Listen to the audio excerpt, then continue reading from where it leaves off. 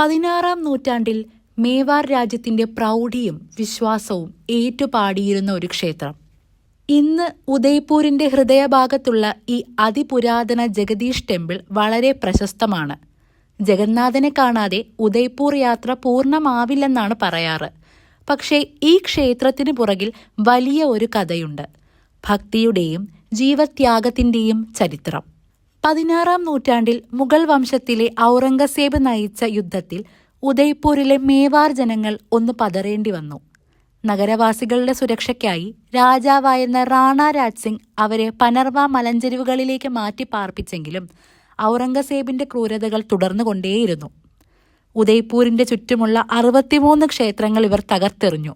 നിരവധി ഗ്രാമങ്ങളെ ചുട്ടുചാമ്പലാക്കി.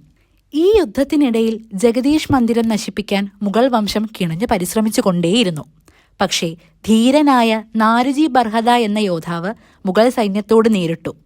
വിശ്വാസത്തിന്റെയും ഭക്തിയുടെയും പ്രതീകമായ ഈ ക്ഷേത്രം നിലനിർത്താൻ അദ്ദേഹം തന്റെ ജീവൻ നൽകി. ശത്രുവിന്റെ വാളിന് മുൻപിൽ വീണുപോയെങ്കിലും അദ്ദേഹത്തിന്റെ ധൈര്യവും ആത്മത്യാഗവും ഇന്നും മേവാർ ചരിത്രത്തിലും ജനങ്ങളുടെ മനസ്സിലും അക്ഷരങ്ങളായി പതിഞ്ഞു കിടക്കുന്നുണ്ട്. യുദ്ധത്തിന്റെ അവസാനം ഔറംഗസേബ് പരാജയം മനസ്സിലാക്കി തന്റെ മകനായ അക്ബറിനെ ഉത്തരവാദിത്തങ്ങൾ ഏൽപ്പിച്ച് മടങ്ങുകയാണുണ്ടായത്.